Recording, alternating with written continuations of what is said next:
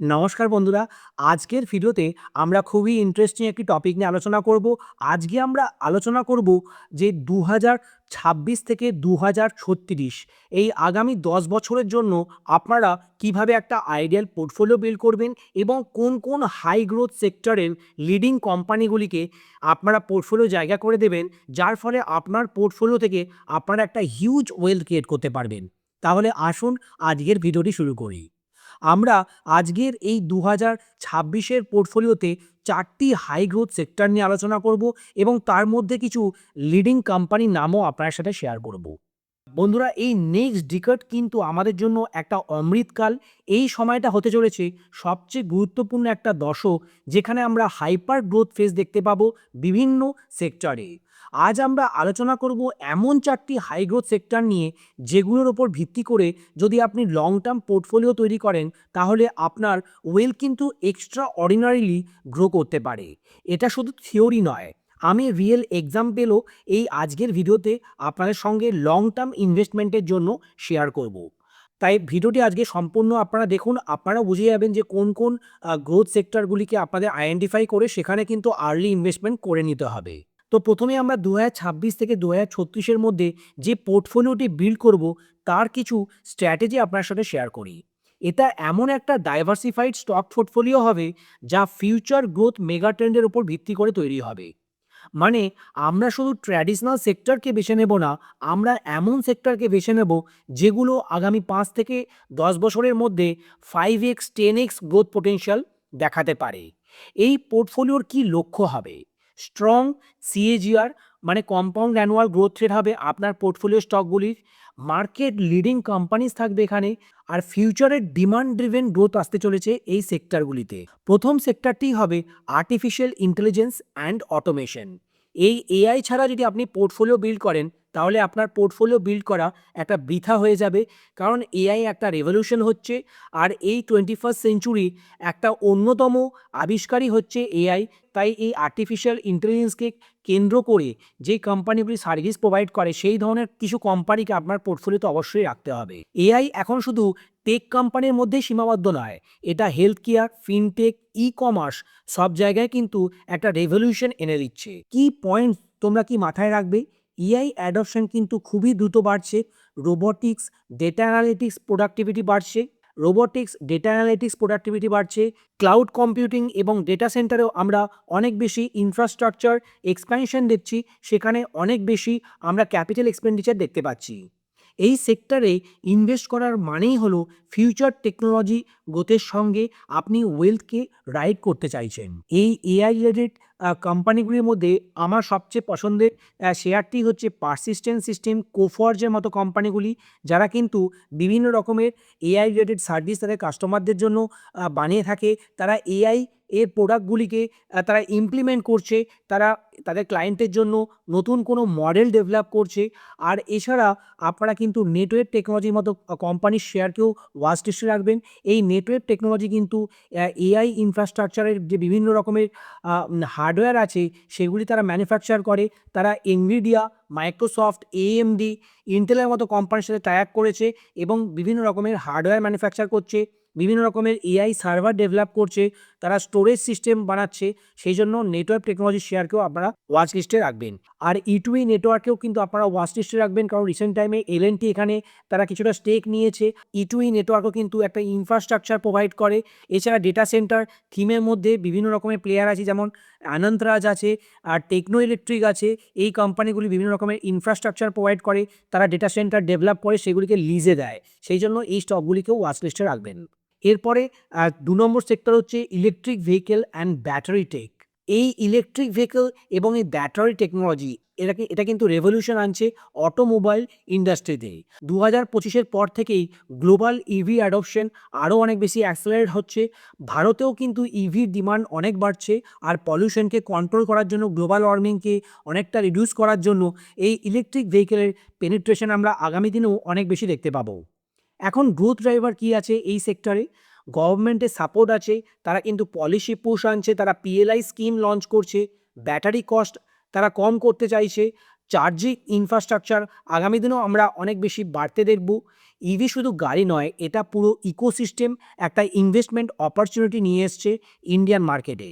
আর এই ইভি সেগমেন্টে দিগ্গজ কোম্পানি হচ্ছে মাহিন্দ্রা অ্যান্ড মাহিন্দ্রা, টাটা মোটরসে প্যাসেঞ্জার ভেহিকল সেগমেন্টের সাথে সাথে কমার্শিয়াল ভেহিকেলও আমরা এআই অ্যাডাপশন আগামী দিনে দেখব।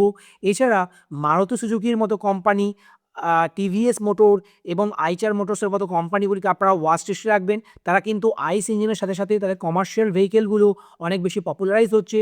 আর আমরা অলরেডি দেখেছি 3 হুইলার এবং 2 হুইলার সেগমেন্টে এই ইভি পেনিট্রেশন অনেক বেশি হয়ে গেছে। আগামী দিনে আমরা 4 হুইলার সেগমেন্টেও এই ইভির কিন্তু পেনিট্রেশন দেখব। আর ইভি অ্যাডপশন যত বেশি বাড়বে, এই কোম্পানিগুলির প্রোডাক্টের ডিমান্ড আগামী দিনে অনেক বেশি বাড়বে। তখন এগুলি কিন্তু মাল্টিব্যাগার রিটার্নও জেনারেট করতে পারে তাদের ইনভেস্টারদের জন্য। এরপরে ৩ নম্বর সেক্টর হচ্ছে রিনিউয়েবল এনার্জি এবং গ্রিন ইনফ্রাস্ট্রাকচার। বন্ধুরা, এই রিনিউয়েবল এনার্জি হচ্ছে একটা মেগা থিম। এটা একটা এমন একটি সেগমেন্টে কাজ করছে যেখানে আমরা মাল্টি ডিকেডাল একটা অপরচুনিটি দেখতে পাচ্ছি। এনার্জি ট্রানজিশন এবং গ্রিন এনার্জি যে রেভলিউশন চলছে, সেখানে ইন্ডিয়ান প্লেয়াররা এবং গ্লোবাল লেভেলে অনেক প্লেয়ার কিন্তু পার্টিসিপেট করছে। আর ফসিল ফুয়েল ধীরে ধীরে কমছে, সেই জন্য বিশ্ব কিন্তু কী করছে না, ইকো ফ্রেন্ডলি এনার্জির দিকেই তারা শিফট করছে। সেখানে আমরা উইন্ড এনার্জি, সোলার এনার্জি এইগুলির বেশি পরিমাণে ডিমান্ড দেখছি। সেখানে অনেক বেশি ক্যাপিটাল এক্সপেন্ডিচার হচ্ছে। বোথ ড্রাইভারগুলি যদি দেখি, সোলার এবং উইন্ড এনার্জিতে একটা হিউজ অ্যাডপশন দেখছি। এনার্জি স্টোরেজ টেকনোলজিতে আমরা অনেক বেশি ইম্প্রুভমেন্ট দেখতে পাচ্ছি। কার্বন নিউট্রাল পলিসি সাপোর্ট এই সেক্টরের গ্রোথকে অনেক বেশি ত্বরান্বিত করছে। ক্লাইমেট চেঞ্জের বিরুদ্ধে গ্লোবাল শিফট এই সেক্টরকে লং টার্ম উইনার বানাতে পারে। এখন এই এনার্জি ট্রানজিশনে কিন্তু অনেকগুলি সাবসেক্টর কাজ করছে। বিশেষ করে এখানে এনার্জি যারা প্রডিউস করছে সেই ধরনের কিছু কোম্পানি, তার মধ্যে উইন্ড এনার্জি থেকে যারা পাওয়ার বানাচ্ছে বা সোলার পাওয়ার যারা জেনারেট করছে, তার মধ্যে বিশেষ করে যারা সোলার সেল ম্যানুফ্যাকচার করছে, এই ধরনের কোম্পানিগুলি কিন্তু আমরা আগামী দিনে অনেক বেশি গ্রোথে দেখব। এক্ষেত্রে ওয়ারি এনার্জি, প্রিমিয়ার এনার্জি স্টকগুলিকে আপনারা ওয়াচ লিস্টে রাখবে। এছাড়া যারা এই এনার্জি জেনারেশনের পরে সেই এনার্জিটাকে ট্রান্সমিট করছে, এই ধরনের ট্রান্সমিশন যারা ওয়্যার বানাচ্ছে, কেবল বানাচ্ছে, এই ওয়্যারস অ্যান্ড কেবলসের মধ্যে আপার ইন্ডাস্ট্রি আছে, পলিক্যাব ইন্ডিয়া আছে, কেইআই ইন্ডাস্ট্রি আছে, এইগুলিকে আপনারা ওয়াচ লিস্টে রাখতে পারেন। এছাড়া যারা ট্রান্সফর্মার বা ম্যানুফ্যাকচার করছে, তার মধ্যে হিতাচি এনার্জি, এছাড়া সিজি পাওয়ার, জিই ভার্নোভা, সিমেন্স এনার্জি, এই কোম্পানিগুলিকে আপনারা ওয়াচ লিস্টে রাখবেন। এছাড়া এবিবি ইন্ডিয়ার মতো কোম্পানিগুলি যারা ইন্ডাস্ট্রিয়াল মোটর এবং এই গ্রিন এনার্জি সেগমেন্টে অনেক প্রোডাক্ট, অনেক ক্যাপিটাল গুডস ম্যানুফ্যাকচার করে, সেই ধরনের স্টকগুলিকে আপনারা ওয়াচ লিস্টে রাখবেন। এছাড়া আরও অনেক কোম্পানি আছে যারা হচ্ছে বিভিন্ন রকমের ইপিসি করে থাকে, যারা ইনফ্রাস্ট্রাকচার প্রোভাইড করে। এই ধরনের কোম্পানিগুলো কিন্তু অনেক বেশি আগামী দিনে তারা যখনই অর্ডার পাবে, সেখানে অনেক গ্রোথ আমরা দেখতে পাবো। বন্ধুরা, নেক্সট মেগা সেক্টরটি হচ্ছে হেলথ কেয়ার ইনোভেশন। আমরা জানি যত বেশি পরিমাণে কান্ট্রির পপুলেশন বাড়ে, তখন পপুলেশনের এজ বাড়তে থাকে এবং তাদের কিন্তু হেলথ কেয়ারের ডিমান্ড আগামী দিনেও তখন কিন্তু বাড়তে থাকবে। বন্ধুরা, আমরা ডেভেলপ নেশনগুলি দেখেছি, বিশেষ করে আমেরিকা এবং চায়নার মতো এবং জাপানের মতো দেশগুলি তাদের বাজেটের বেশিরভাগ খরচাই কিন্তু করে হেলথ কেয়ার ইন্ডাস্ট্রিতে। তাই আগামী দিনে আমরা ইন্ডিয়ার মতো মার্কেটেও কিন্তু হেলথ কেয়ার ইন্ডাস্ট্রিতে অনেক বেশি এক্সপেন্ডিচার দেখব, বাজেটারি সাপোর্ট দেখব। আর এটা হচ্ছে একটা লং টার্মে নেক্সট ডিকেডাল অপরচুনিটি আপনাদের কাছে নিয়ে এসছে।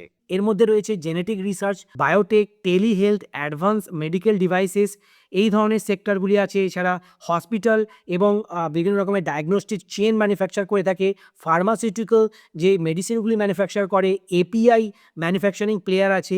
এই ধরনের ডাইভার্স প্লেয়ার আপনারা এই সেগমেন্টে পেয়ে যাবেন। কেন হেলথ কেয়ার গুরুত্বপূর্ণ, আসুন দেখা যাক।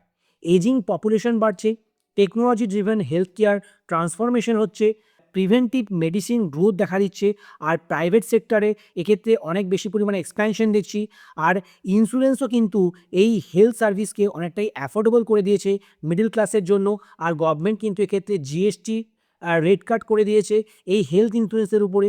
সেই জন্য আমরা এই হেলথ সেক্টরে আগামী দিনে অনেক বেশি গ্রোথ দেখতে পাবো।